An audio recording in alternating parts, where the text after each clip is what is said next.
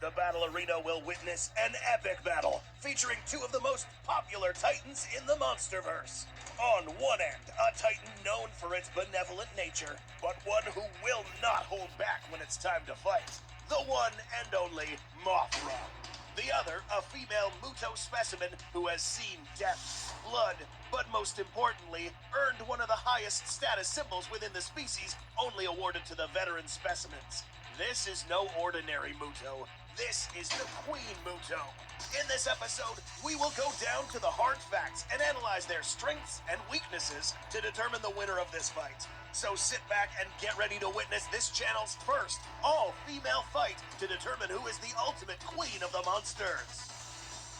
Before we begin this battle face-off, we quickly want to show you some gameplay footage of me playing Tacticool, our sponsor. This is a 5v5 multiplayer shooter mobile game featuring intense combat, destruction, and as you can see, pretty realistic physics, which is what I love about this game. If you're sold already, go download the game via my link or use this QR code on the screen and use code TACTIME to get 50 Jason shards, an RPG, and 50,000 silver.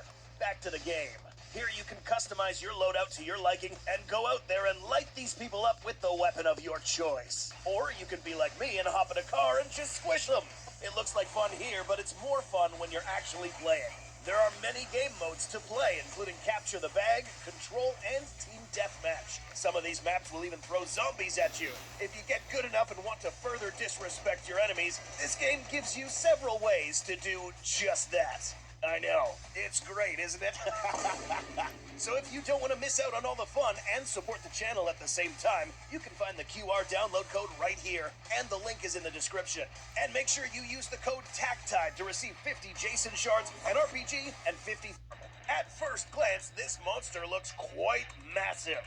But by measuring it up, known as Titanus Mothra, is a massive winged kaiju who evolved from the Lepidopteran order of giant insects, more specifically, moths. For this battle, we will not be using the larval form. At first glance, this monster looks quite massive. But by measuring it up close, we find that this animal's actual body is around a mere 52 feet in height.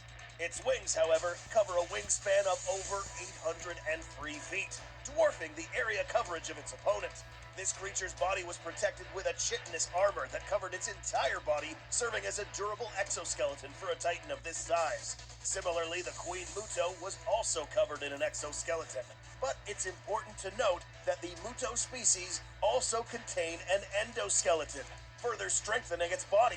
But how big were these? We know that female Mutos measure approximately 300 feet in height, and there is no official mention that Queen Mutos are considerably larger than the standard female specimens.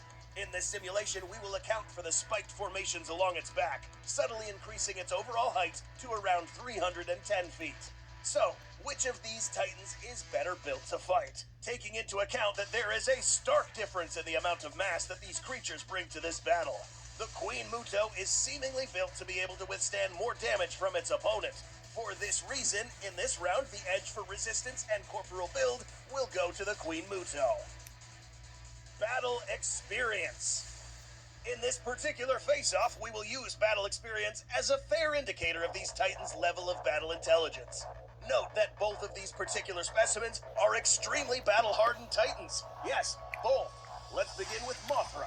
In the Monsterverse lore, it is explained that Mothra has a particular ability that singles it out from all other titans.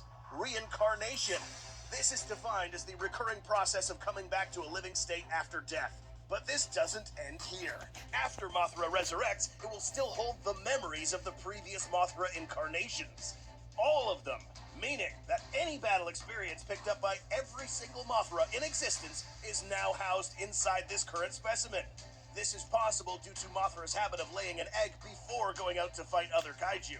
If it dies, then the next Mothra will hatch. Going back in time, we see that Mothra has faced an array of titans before, including Ghidorah and even the Kong species.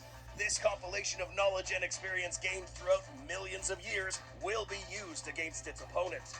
But how does the Muto compare? Let's make something very clear. You don't just turn into a Queen Muto after winning one fight.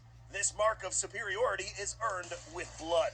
It is mentioned that this particular Muto specimen is very old and experienced. This is notable from the obvious markings and scarring of this Muto specimen. This means that the Muto had to endure a continuous amount of combat throughout its life. If you know anything about Mutos, these guys are particularly good at fighting Godzillas, arguably the most powerful Titan species in this franchise. So that said, it is obvious that both of these Titans are perhaps some of the most battle-hardened creatures in the Monsterverse, both with plenty of opportunities to fight very dangerous kaiju, making this a draw in battle experience. Locomotion. When it comes to locomotion, we will take into account how fast and how agile their movements are. In Godzilla King of the Monsters, we see Mothra moving at very high speeds when she joined the fight against Ghidorah and Rodan. Her preferred method of locomotion is obviously flight. In 2019, Mothra joined the fight while airborne, rapidly flying past Ghidorah while avoiding any terrestrial melee combat. We can assume that Mothra will use this same methodology against Queen Muto, as it would not make any sense for Mothra and Muto to engage in an exclusively terrestrial encounter. The Queen Muto, on the other hand, or all female Mutos for that matter, are limited to ground locomotion, even though they are technically capable of moving faster sporadically for short periods of time. This speed and ground maneuverability is practically useless against a Titan that can move on both the X and Y axes. In this battle, this attribute will be something Mothra will have to exploit to avoid getting killed. Therefore, Mothra takes the edge when it comes to locomotion. Overall strength. In this particular face-off, strength will be the attribute to determine which of these Titans can kill the other and how fast. Let's go back to the corporal comparison. We see here that in terms of body composition, the Queen Muto far outweighs Mothra in both external and internal aspects. This includes musculature and armor. In King of the Monsters, we witnessed Mothra literally getting ragdolled by Rodan in midair against other tall structures. After further observation, Mothra really never displayed any signs of physical pushback against Rodan, suggesting that against an even larger foe, Mothra would struggle to inflict significant shock damage to its opponent. If you saw one of our previous face-off videos featuring the male Muto, you would have already learned that Muto species are exceptionally strong. In 2014, we witnessed a smaller male Muto specimen drag a Russian Typhoon-class submarine many miles inland. Based off of these feats, we can assume that the much larger specimens, let alone a Queen Muto, would be more than capable of inflicting killer blows backed up by this immense level of strength. Because this is a female, this particular sex in this species is much more bulkier than its male counterpart, making it obvious that for this combat attribute, the Queen Muto takes the edge in overall strength. Auxiliary weaponry. When the zombie apocalypse is upon us, it helps to have a mic for a roommate. Auxiliary weaponry. This flying Titan is equipped with weapons that can potentially handicap its opponents in two different ways. The first weapon that we will discuss is its silk attack ability. This is when Mothra spits a wide web out of its mouth, which is strong enough to ensnare or tangle even the largest of Titans. But in order to use this weapon effectively, Mothra will have to come somewhat close to its opponent in order to successfully cover the Titan with this silk. How strong is it? Silk is a natural fiber made out of special proteins which are produced inside certain insects such as silkworms and spiders. If you didn't know, silk is one of the strongest and most resistant materials in the world. According to some studies, it has been revealed that silk is proportionally 5 times stronger than steel. You heard that right. 5. Looking back on how Mothra managed to successfully trap 2 of Ghidorah's heads, we see that the only reason they were set free was thanks to Godzilla, who just destroyed the building altogether. Had Godzilla not intervened here, Ghidorah would have had a much harder time getting free. Mothra's abilities do not end here. These wings have the capability of glowing thanks to the natural phenomenon known as bioluminescence. These can glow in different color schemes, but the most powerful and damaging would be its God Ray ability. Beta wave light that is capable of blinding an opposing kaiju and dissipating strong winds in any direction, making this ability a highly disorienting tool for Mothra. All Muto species have a special ability commonly known as an EMP, an electromagnetic pulse. This pulse is a disturbance that affects electrical circuitry and other energy-transmitting elements. But will these affect Mothra's bioluminescence? To answer this, we need to know how this phenomenon works. In the real world, most, if not all, bioluminescent animals and bacteria are able to emit light thanks to an element known as luciferin. When this element reacts with oxygen, it produces light. This chemical reaction is what you see whenever a firefly glows in the dark. Similarly, this giant insect's bioluminescence is created in the same way. Not by electrical means, but by chemical reactions, which in this case are immune to EMPs. Mothra's two abilities can 1. Handicap an opponent's limbs, and 2. Blind them. While the Muto's EMP is basically harmless to Mothra, giving her the edge for auxiliary weaponry. Melee weaponry. Both of these titans have similar weapons that are used in relatively the same way, but at different scales. Both Mothra and the Queen Muto have forward-facing limbs tipped with sharp spikes.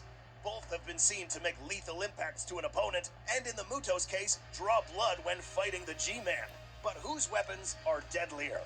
By measuring the size of both of these weapons, we see that the Queen Muto not only has the bigger weapons, but also has the greater range, meaning that each impact will come packed with enough centrifugal force to possibly even impale Mothra with a single strike. But Mothra doesn't just have sharp forelimbs, she also has a stinger. This retractable weapon is housed in this titan's rear abdomen. Fully exposed, this stinger seemingly has the capability to pierce deep, as it was shown in King of the Monsters to effortlessly impale Rodan's chest, or shoulder. Note that it is not officially mentioned that this stinger can inject any venomous agents, but even if it didn't, this thing is long enough to reach some of Muto's vital organs. That's if the Muto lets Mothra get close enough.